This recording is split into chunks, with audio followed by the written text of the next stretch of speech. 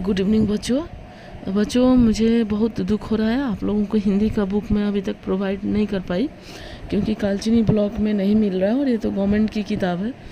तो आप लोग का एग्ज़ाम भी है सामने मंथ में 13 से, तो मैं एक एक करके आप लोग का हिंदी का कुछ गाइड कर देना चाह रही हूँ। तो इस सिलसिले में हम लोग आज पहला चैप्टर जो आप लोगों का है पहेलियाँ, उसको अमीर खुसरो ने लिखा है। बच्चों, अमीर खुसरो इतिहास का एक बहुत ही प्रसिद्ध, बहुत ही फेमस नाम है। वो एक राज दरबारी कवि थे। अमीर खुसरो का जन्म 1253 ईस्वी में एटा, उत्तर प्रदेश के पटियाली नामक कस्बे में गंगा किनारे हुआ था। वे मध्य एशिया के लाचन जाति के तुर्क सैफुद्दीन के पुत्र थे। तो उन्होंने गुलाम, खिलजी और तुगलक 3 अफगान राजवंशों तथा 11 सुल्तानों का उत्थान पतन अपनी आंखों से देखा था। वे साहित्य के बहुत बड़े प्रेमी थे। उनके पिताजी हालांकि बहुत पढ़े लिखे नहीं थे, लेकिन उन्होंने उनकी पढ़ाई लिखाई की अच्छी व्यवस्था की थी और इस तरह से साहित्य में उनका बहुत ज़्यादा रुचि था। और जैसा कि आप लोगों ने देखा कि गुलाम, खिलजी और तुगलक, ये 3 अफगान राजवंशों का के 11 सुल्तानों का, मतलब उन्होंने अपने आंखों के सामने 11 लोगों को सुल्तान बनते हुए देखा, यानी राजा बनते हुए देखा और उनका पतन भी देखा। तो आप समझ सकते हो, वो तो साहित्य के बड़े विद्वान थे ही। उन्होंने कितने नज़दीक से राजनीति को देखा था, उन्होंने कितने नज़दीक से राजवंश की परंपरा को देखा था, उत्थान और पतन को देखा था। लेकिन पूरी जिंदगी वो राज दरबार में रहने के बावजूद भी उन्होंने कभी भी राजनीति से उनका कोई लेना देना नहीं था। वे हमेशा अपनी कविता को, अपनी कलाकारिता को, संगीत और एक अच्छे सैनिक, जो भी राजा था उनका एक अच्छा सिपाही, विश्वसनीय सिपाही बन के रहे। वे निरंतर कवि, कलाकार, संगीतज्ञ और सैनिक ही बने रहे। उन्होंने पार्टी पॉलिटिक्स से अपना कभी कोई नाता नहीं रखा और वे एक सही माने में साहित्यकार थे। बच्चों, उनका फारसी और हिंदी कि वे बहुत महान कवि थे, है ना। उनको, अमीर खुसरो को भारत का तोता की उपाधि दी गई है। मैं ये सारी चीज़ें क्विज में पूछी जाती है, आप लोग ध्यान रखना। अगर कोई पूछे कि भारत का तोता किसे कहते हैं तो किसको बताना है? अमीर खुसरो को। बच्चों, तबीयत ठीक नहीं है, सॉरी। आप लोग फिर भी, आज बहुत ज़रूरी था बनाना, इसलिए मैं बना रही हूँ। और उनको अपने गुरु से बहुत प्रेम था।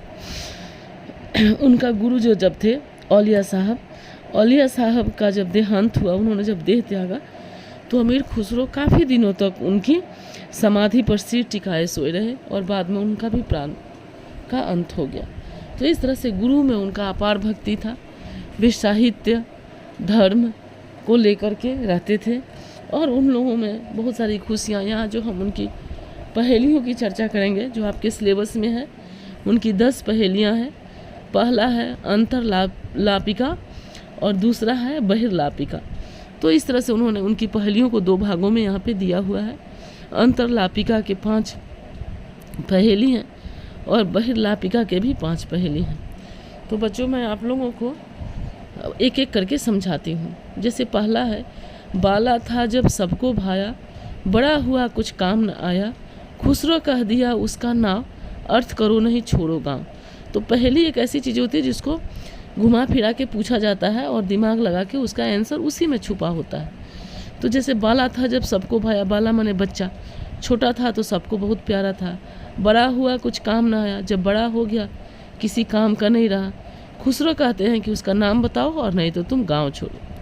वो बच्चों, मैं देरी नहीं करूँगी, तबीयत ठीक नहीं, मैं फटाफट तुम लोग को शॉर्ट में समझा रही हूँ। वो है दिया। दिया जब छोटा होता है तो बड़ा प्यारा दिखता है, उसे हम सजाते हैं, रंगोली भी बनाते हैं, दीपावली मनाते हैं, हर खुशी में जलाते हैं।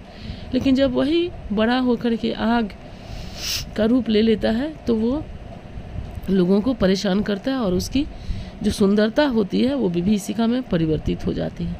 तो इसलिए पहला अंतरलापिका पहेली का उत्तर क्या होगा? दिया। दूसरा है, फारसी बोली आई ना, तुर्की ढूंढी पाई ना, हिंदी बोली आरसी आए, खुसरो कहे कोई ना बताए। तो बच्चों ये जो है फारसी बोली आई ना, तुर्की ढूंढी पाई ना, देखो इसी में उत्तर है। फारसी में आईना, आईना माने शीशा, ऐनक जिसमें हम लोग मुंह देखते हैं, फारसी में उसको क्या बोलते हैं, आईना। तुर्की ढूंढी पाई ना, तुर्की में उसको खोजा, उसका नाम कुछ तुर्की शब्द में नहीं मिला। हिंदी बोली आरसी आए, हिंदी में आरसी बोलते हैं, आईना को क्या बोलते हैं, आरसी। खुसरो कहे कोई नाम बताए, वो क्या है, दर्पण है जिसमें हम चेहरा को देखते हैं।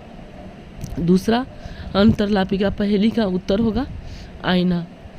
तीसरा है पौन चलत पद दे बढ़ावे, जल पीवत वह जीव गंवाए, है वह प्यारी सुंदर नार, नार नहीं पर है वह नार। बच्चों पाँव चलत वह दे बढ़ावे, पौन हवा, पौन माने होता है हवा, हवा जब बहती है तो वो बढ़ जाता है। जब जल पीवत वो जीव गंवाए, जब उसको पानी पिला दिया जाता है तो वो मर जाता है। जीव, जीव माने जीवन और गंवाए मतलब खोना। तो जब उसको जल पीवत माने पिवाना, तो जब जल पिलाया जाता है तो उसकी ज़िंदगी चली जाती है वह प्यारी सुंदर नार, नार को, नार अरबी में नार माने आग, तो नार नहीं पर है वह नार, तो वो औरत नहीं है लेकिन वो नार है, मतलब इसका मतलब हुआ बच्चों आग। अरबी में नार को आग कहते हैं और हिंदी में नार को नारी कहते हैं। तो हिंदी की शब्द नार की वो नारी नहीं है बल्कि अरबी की नार है, माने आग है। तो जब हवा चलती है तो आग बढ़ जाता है, पानी डालते हैं तो वो बुझ जाता है, और वो बड़ी सुंदर नार, नार है मतलब औरत नहीं है लेकिन वो क्या है, नार बने, अरबी में नार बने आग, वो आग है। तो तीसरे का उत्तर होगा, तीसरी पहेली का उत्तर होगा आग। चौथा सावन भादो बहुत चलत है, माघ पूस में थोड़ी, अमीर खुसरो यूँ कहे तू बूझ पहेली मोरी। सावन भादो में बहुत दिखता है और माघ पूस यानी ठंडे के मौसम में कम दिखता है। तो बच्चों सावन भादो बहुत चलता है, यानी सावन भादो में क्या होता है, नाली नाला नदी सब भर जाता है, और जैसे जैसे सावन भादो का महीना बीतता है, ठंडे का मौसम आता है तो नाली वाली का पानी सूख जाता है और छोटी मोटी नालों का पानी भी सूख जाता है। तो इसलिए वो क्या है, सावन भादो बहुत चलता है, माघ पूस में थोड़ी, अमीर खुसरो यूँ कहे तू बूझ पहेली मोरी, वो नाली है, उसका उत्तर होगा नाला।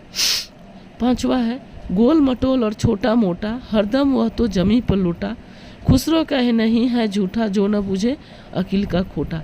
गोल मटोल है और छोटा मोटा है, हरदम वह तो जमी पर लौटा, और जब भी देखो उसको जमी पे रखा जाता है, और वो चूँकि उसका छोटा मोटा और नीचे का भी छोटा मोटा इसलिए वो कहीं पे ठीक से बैठता नहीं है।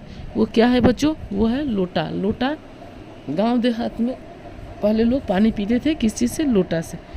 तो ये जल्दी जल्दी मैंने आप लोगों को पहले की 5 पहेलियाँ समझाई, अब ये जल्दी जल्दी में ये भी बाकी की 5 समझा दे रही हूँ। एक मंदिर के सहस्त्र द्वार, हर दर में तिरिया का घर, बीच बीच वाके अमृत ताल, बूझ है इनकी बड़ी महाल। एक मंदिर के सहस्त्र, सहस्त्र माने 100, दर माने दरवाजे। एक मंदिर है जिसके, मंदिर यानी घर है जिसके 100 दरवाजे हैं। हर दर में तिरिया का घर, और हर दरवाजे में एक औरत का घर है। बीच बीच में वाके अमृत ताल, और हर एक घर में अमृत का क्या है, ताल माने तालाब है, वो क्या है। तो एक मंदिर का सहस्त्र द्वार, हर तरिया। तो बच्चों ये है मधुमक्खी का छाता। मधुमक्खी का छाता में सहस्रों मधुमक्खियाँ होती है, और उस छाते में सहस्रों घर के दरवाजे होते हैं, और हर छेद के अंदर क्या होता है, अमृत। मधु को क्या कहते हैं, अमृत भी कहते हैं। तो यह है मधुमक्खी का छाता। छठा 7वां का उत्तर है पानी में निस्दिन रहे, जाके हार मास, काम करे तलवार का फिर पानी में बास। ये कौन सा चीज़ है जो पानी में ही हमेशा रहता है लेकिन काम करता है तलवार का, और वो हमेशा पानी में ही रहता है। तो बच्चों ये है कुम्हार की डोर।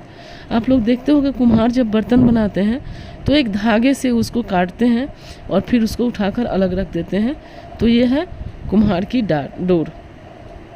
8वां का क्या है, चाम मांस वाके नहीं नेक, हार हार में वाके छेद, मोह अचंभो आवत ऐसो, वामे जीव बसत है कैसे। यानी चाम मांस वाके नहीं नेक, उसके शरीर में नहीं चमड़ा है और नहीं मांस है।